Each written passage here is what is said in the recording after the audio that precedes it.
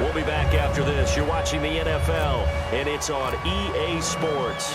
It's in the game. Both teams appear ready for the fight ahead, and we resume action here in quarter number 3. This will be taken in at the 1. And it'll be taken down just past the 20 at about the 21-yard line. The Seattle offense now set to come back out on the field. They're close game, but they're going to need to do a little bit better probably here in half 2, no? I would agree with that totally. I would guess it in the locker room. They talked about cleaning up some of the errors, but overall, I think they wanted to be positive with them. Guys, we're right there. Just not playing as well as we need to. Let's pick it up, and we still have a chance to win this game. Yeah, they do. We'll see if they can pick it up. Offense in a good spot here, 2nd and 2.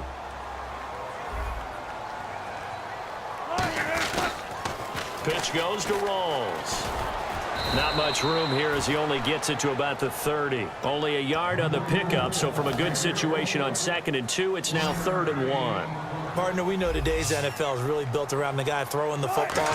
But these short runs, they still pay dividends because they can take their toll on a defense, and they can add up as the game goes along. You control the clock, you control the ball, and that way you often control the game. I don't care how many times you tell the story, it never loses its luster for me. Doug Baldwin, undrafted out of Stanford, and plays like a #1 receiver should in the NFL. I don't care how you cover him. I don't care that his size isn't great.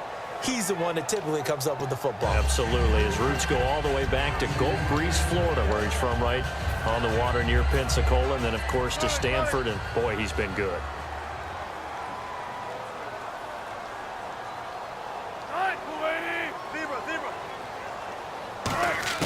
Again on 2nd and 10, it's Wilson. It's caught on the left side by Kurz. It's a gain of 11 yards that time, and it produces a new set of downs.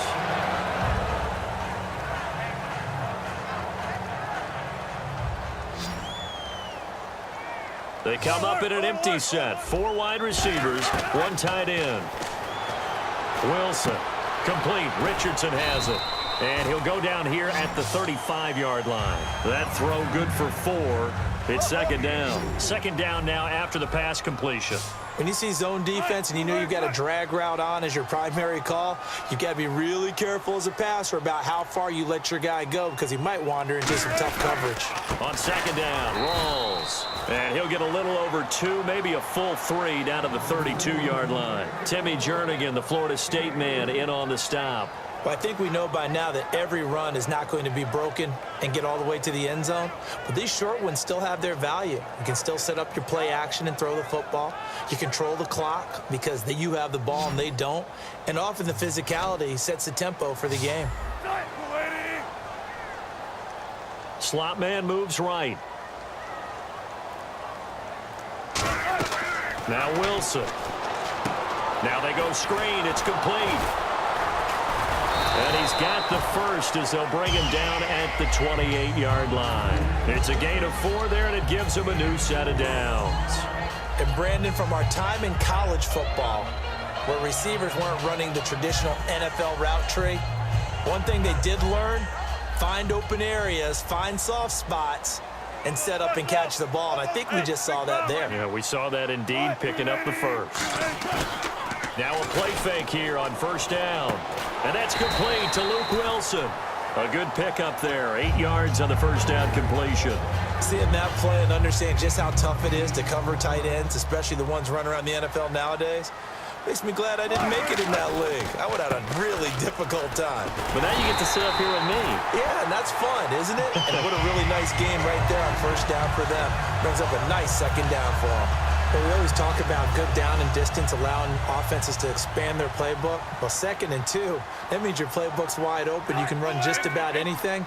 But a lot of times, the play caller, he just looks down at his sheet, sees the short yardage runs, and goes to one of those. That's going to be caught at the 10-yard line. It'll be a pickup of 10 yards. And that'll make it 2nd and a foot or so. They're going to hurry back to the line now.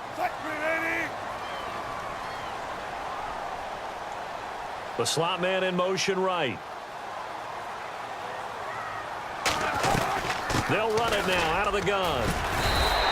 3 yards there, good enough to keep the drive moving. And this seemingly endless drive continues.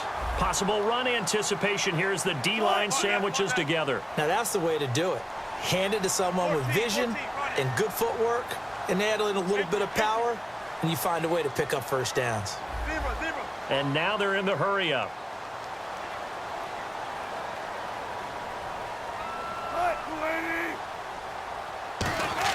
From the shotgun, Wilson. End zone caught. Touchdown, Seattle.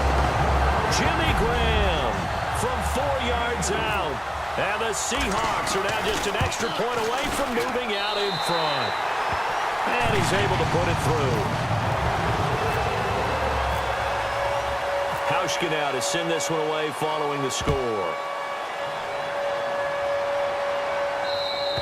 And they will not get a chance to return this one as it's through the end zone for a touchback. A look at the offense now here coming back out on the road for their first possession of the second half.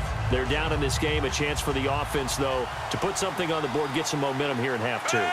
Try and get things kick-started for them. And you know at the half they discussed how they were going to get that done. This is where scripting comes into play a lot of the time. How many plays do you script coming out of the second half? Most of the time in the first half, you're scripting 12 to 16. I think in the second half, you're really scripting more like 8 to 10. Kind of a starter or an opener, whatever terminology they use. Just something to get you off to a quick start.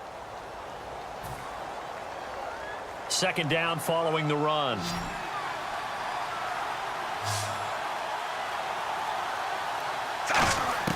Second down, Flacco now. Sideline throw, it's complete. And a nice job there of keeping the toes inbounds. If you're running out route, it's likely you're going to end up near the sideline. And what did we just see there? Toe tap. You got it. The benefits of practice. Toe tapping, foot dragging, picking it up, and making sure it was a catch. Flacco to throw here on third down. And hauled in by Pitta. And he's going to have the first down at about the 38. Partner, it's a lot of fun watching the NFL now, isn't it? Because when the big fella runs routes, it used to be when we were kids, he'd run about 3 different routes, and that was it. Now he can run anything and catch the balls we just saw there. They'll run it now out of the gun. And that one goes for about 6 as he's taken down just shy of the 45. Some runs are blocked so well, you almost forget that someone has to carry the ball to gain the yardage. The leverage by the offensive line to create space up front, really well done. Catch left side here by Aiken. That throw good for only a couple. It brings up third down.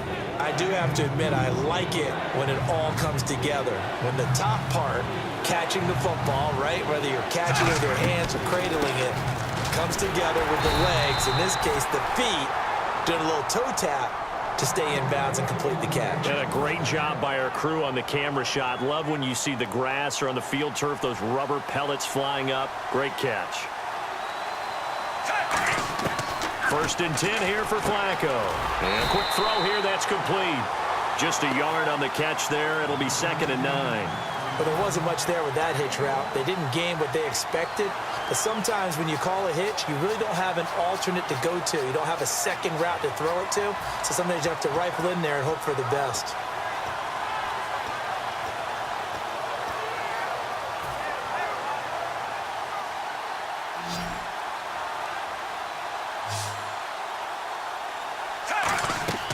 On second down, Flacco to throw. He'll try and set up the screen. It's complete. And he'll be taken down at the 44-yard line. Give him 6 on the screen, but now it's third down. For a second there, I thought that might break big. Screen pass. Looked like it was coming together. Looked like there was an opening. Still, ended up with a solid game.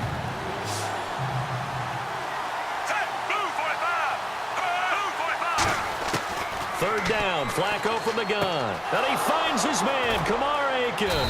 And he's going to have the first down, yardage to the 35. Give him 10 yards on that one, and that'll earn him a fresh set of downs. But it appears that they read man defense and went to the out route. And what you have to do on that one is the receiver's got to make sure he works the defender towards the middle of the field to give himself space to cut to the outside and have that ball delivered with good timing, and they got it done. Call it a gain of 4 on first, and that'll make it second down. Not a run that you're going to write home about, but still a good first down run. That's what an offense calls staying on schedule. 3 to 4 yards on first down, you're set up very well for the rest of the drive. Time for a break. We're back to see what happens after this. Long drive. The defense just cannot seem to catch a break and get off the field. Flacco here on second down. Flushed out right. And he's just going to throw this one out of bounds here. Nowhere to go with it. Incomplete. Pretty good coverage there, and both of these defenses, they've had good coverage throughout this one. No doubt about it, and in today's NFL, where we're used to a bit more scoring, this feels almost like a well-pitched game in baseball on both sides where the tension continues to build. Who's going to make the big play? They'll look to throw, and nearly intercepted there. That would have been ball game if he had clinched it and caught it. Instead, it gives him one more chance here on fourth down.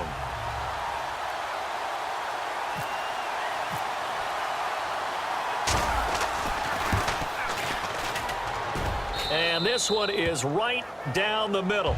And they have taken the lead here in the final 2 minutes. Now then, it's a big kick right there to give them the lead in the fourth. But, Charles, there is still time left for a final drive. Brandon, you know they would have liked to take the clock down just a little bit further, at least under a minute or so, but this was not over yet, especially since they just need a field goal. The Seahawks offense now, they get ready to come back onto the field. And that last drive, a long drive, but not just that, they had a great air attack going. And I think the ball's out, but this will get out of bounds, so possession will stay the same. Now I have to admit, partner, that I've often thought that I don't like this rule, where the offensive player fumbles the ball, it goes out of bounds, and they get to keep it.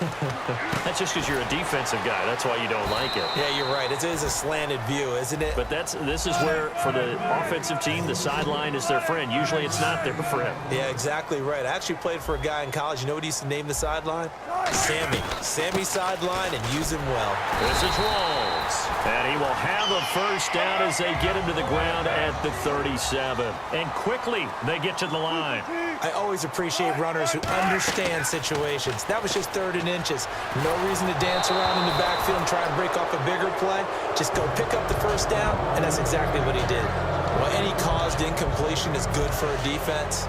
But when you add to it, you get a little hit on the quarterback, knock him to the ground, make him think a little bit, hopefully knock him off his game, especially in a game of this magnitude, this tight in the fourth quarter. Got to feel pretty good as a defense. Second down here after the incomplete pass. He's back to throw. It's complete to Lockett. And that play is blown up, losing yardage back at the 35. So he loses 3 yards there. Now 3rd down. Now that was well defended, and as a cornerback, what you're taught when you see a wide receiver screen, either you get underneath the play before the blocking forms, or you're going to have to fight your way through it by getting through some blocking. That was a really nice play there. Back to throw. Now a desperation throw deep. He's got him in. Complete. Now hold everything here. We're going to get a timeout by the offense.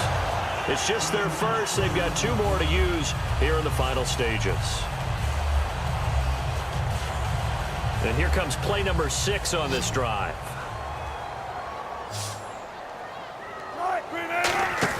He'll look to throw. Complete outright to Kurz.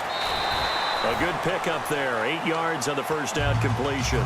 They like going to him in the slot. He catches another one. I think this comes under the heading of until they stop him, why not go back to it? He has something going really well. Great working relationship with the guy throwing the ball, and they keep making the connection. Back to throw. And Graham's got it over the middle. And he's able to get it down to the 25-yard line. 2 yards on the pickup there, but it's enough to give him a new set of downs. They got a completion there, but that's clearly an example of one side happy, the other side not very happy. Defense, very, hey, take 1 or 2 yards. We're good with that. Offense, you got to expect to get more on the passing play. They'll lock it with a grab over the middle. And he will score. Touchdown, Seattle. Tyler Lockett with 8 seconds remaining. And the Seahawks have taken the lead here in the fourth. And the lead is up to 5.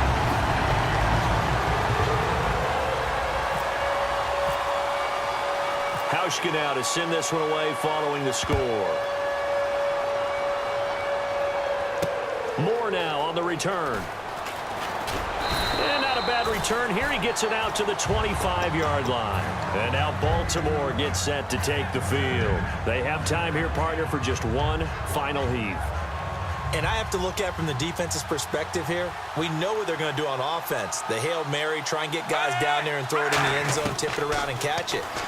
You've got to have guys back there to defend that, but also you can't allow the quarterback as much time as he wants to set up and throw it.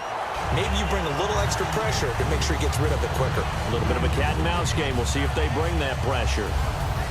Well, going into the final play of this game, they knew that they needed some type of a miracle there at the very end, but they couldn't get it done. However, we were treated to really a spectacular affair.